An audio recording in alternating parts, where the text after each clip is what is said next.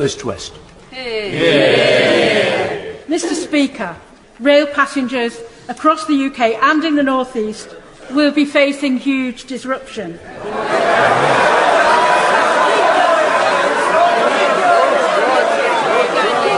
you want to listen?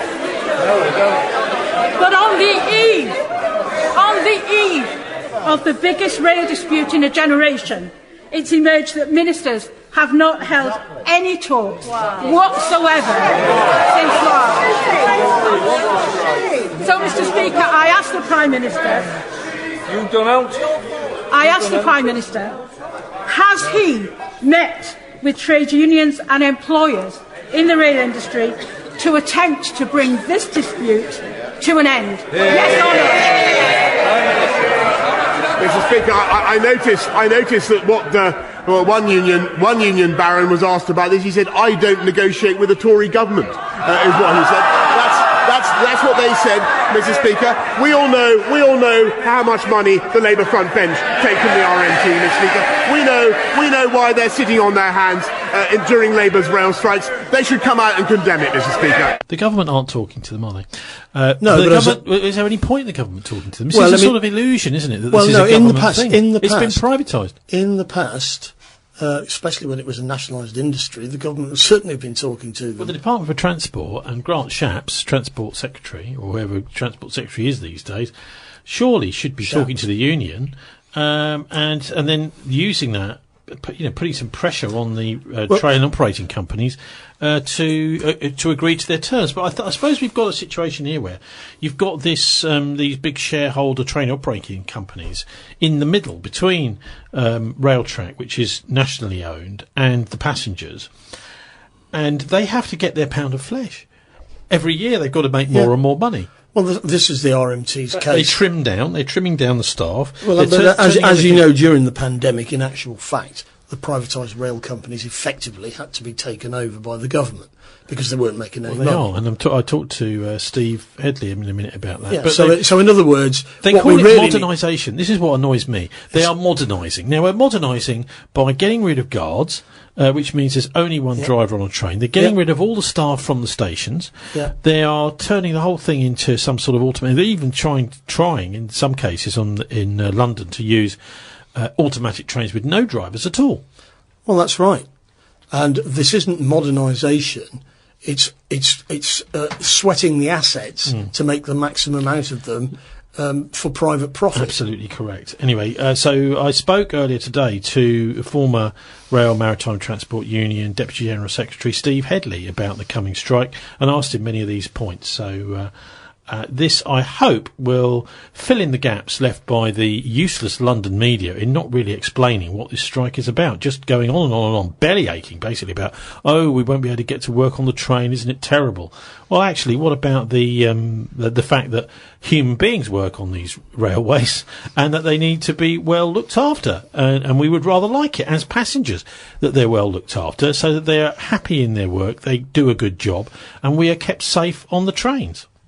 My name's Steve Hedley. I've been on the railway for 35 years. 15 of them I spent working for the RMT as regional organiser, assistant general secretary and senior assistant general secretary. What about as part of your job? Were you a railway worker yourself? Yeah, absolutely. I was on signals and telecoms engineering for about 20 odd years before I became a full-time official. Can you tell us what you make of this strike next week? We haven't heard actually very much of the detail from the London media about actually what is behind the strike, so maybe you could help us with that too.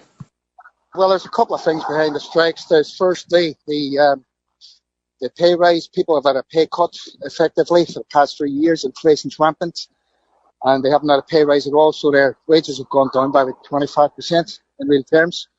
They're also looking to take out thousands of jobs. And at the same time, they're paying shareholders billions of pounds, shareholders who didn't work through the pandemic, who sat at home twiddling their thumbs. The private railway companies had over 20 billion in subsidies over the pandemic, and none of that is going into the pockets of the workers. So that's why people are going on strike, to get a decent pay rise, to keep pace with inflation, and to defend jobs. I mean, some have suggested that might be better to take a leaf out of the other unions from around the world and say, still work those days. It's just not collect the revenue, not collect the tickets, not check tickets, allow passengers to get on and off the trains for free. And I know this was a very successful tactic used in Japan and other countries. Yeah, the problem with that is that we've got an automated system over here. We've got gates that take the tickets automatically. So that just wouldn't work. It wouldn't work. People would be charged if they didn't tap in and tap out. So, I mean, obviously, if we could do that, it would be considered that it wouldn't work in Britain, especially in London. What about the RMT itself? Because I understand that there's been quite a lot of controversy about the current leadership. Well, the current leadership are crossing a picket line outside of their very door. They've sacked a worker. They sacked a worker who they had originally made redundant. He protested about his redundancy. They reinstated him, and then they sacked him. And it's an absolute disgrace that people who are really should be leading, and RMT members are the best people in this country, working class heroes, proud of every one of them.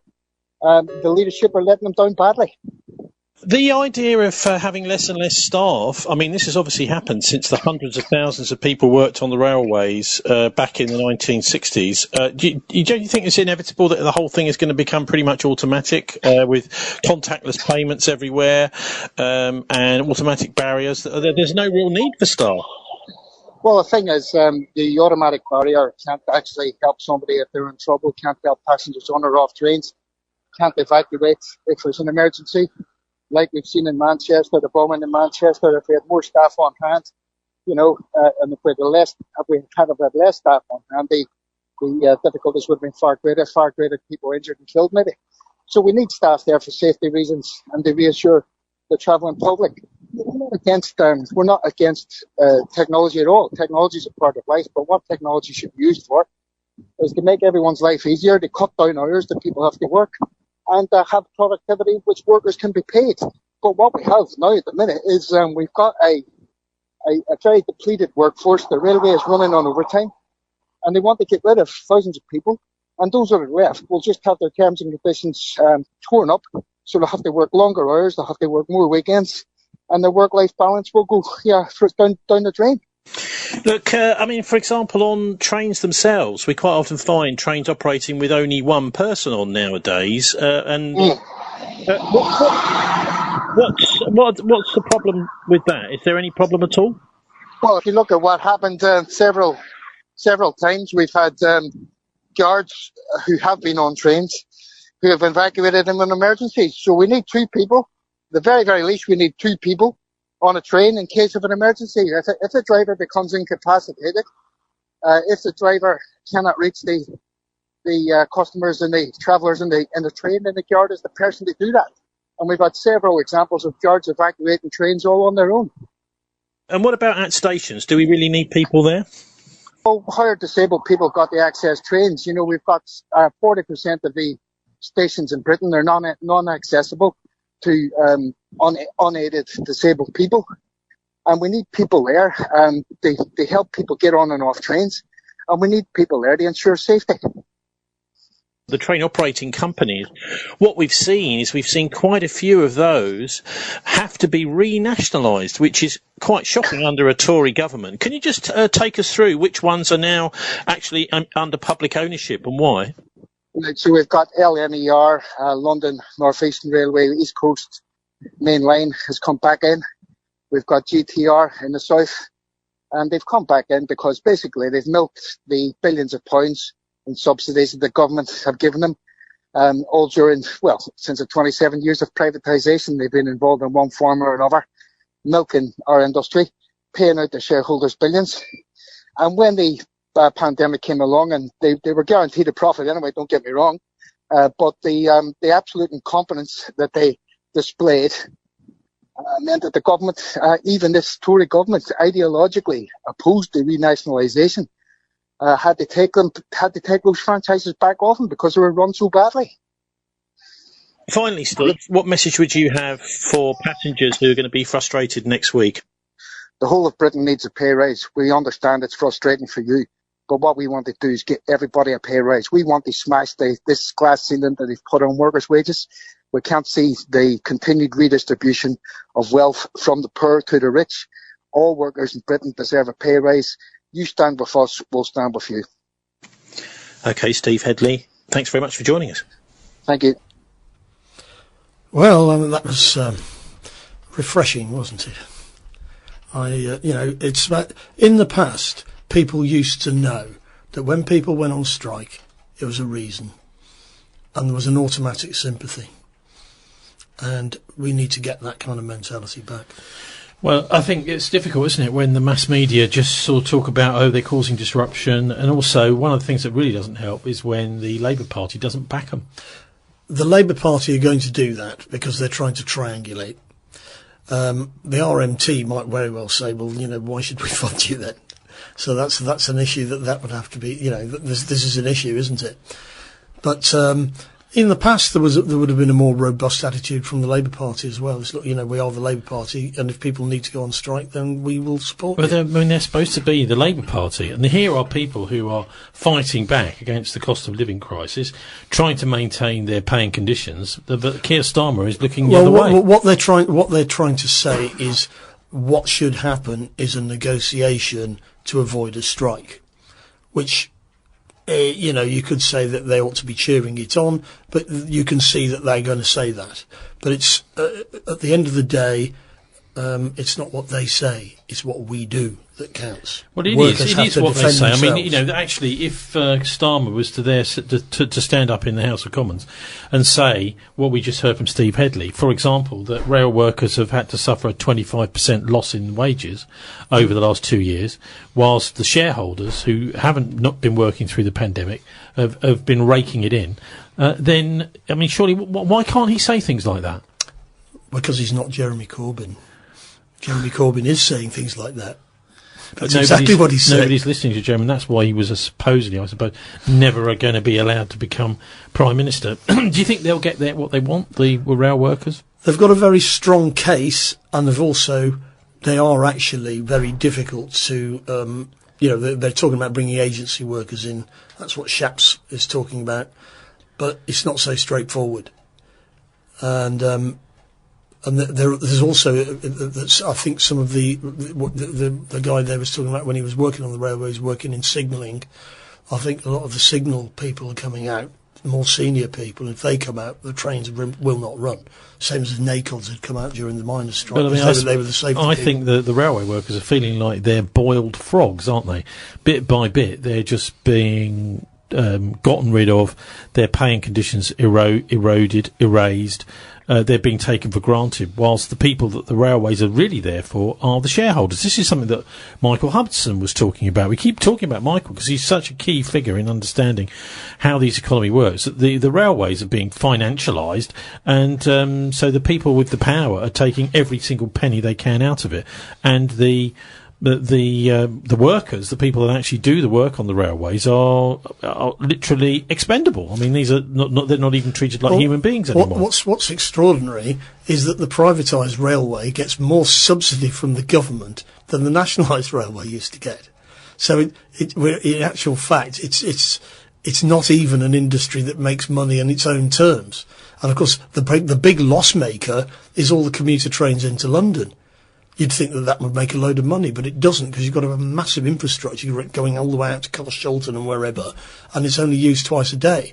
So the rail system has to be subsidised, otherwise you don't have a rail system. Actually, everybody around the world knows this. So the idea of having it run by the private sector is a non-starter. This is another really. thing that people don't realise, is that ever since the beaching cuts of the 1960s, the passenger transport has been subsidising the freight transport. So if you're a bulk freight transporter, that is to say, an oil company, for example, you're not paying anywhere near as much per wagon or carriage or ton on the railway as the people who are actually passengers. So this is a whole inbuilt way of getting the public to be subsidising private industry. Yes, I mean, it's rent-seeking in Hudson's terminology. And, sensible countries don't do it. Yeah? If the railways in France are owned by the government, and there's no real danger even a right-wing government would change that. And, of course, the majority of the British public want a nationalised rail industry. Well, it is but we're not happening. allowed to have it As he explained because there, the it is City happening. of London doesn't. Well, it's happening. Well, It's happening we are willy-nilly. allowed Yes. to have it. It's happening because these train operating companies keep collapsing. Yes, but at the same time, they're walking away with all the loot that they made. And you might as well say, hang on a minute, we're not just walking away, we want that money back. It's not about running a railway, it's about making the loot and then taking off. Yeah. Anyway, so this is the way things are going, folks, in modern Britain, with the mess that these people are making of our infrastructure and the various rackets involved, the racketeers dishing out to their mates the various rackets so that they can make a little fortune and make out that they're making the country better and whatever, because there's great share prices are going up. Actually, all that's happening is the wealth is being raked off from the railways and put into the hands of private people who've already got plenty of money to buy shares with. So who's behind all this? Well, the Illuminati are behind it all, and I use that word advisedly because only once a year we really get the people from the top of the top going to their Garter Day, they call it, which is the investiture of the Order of the Garter. Now, the Order of the Garter is the oldest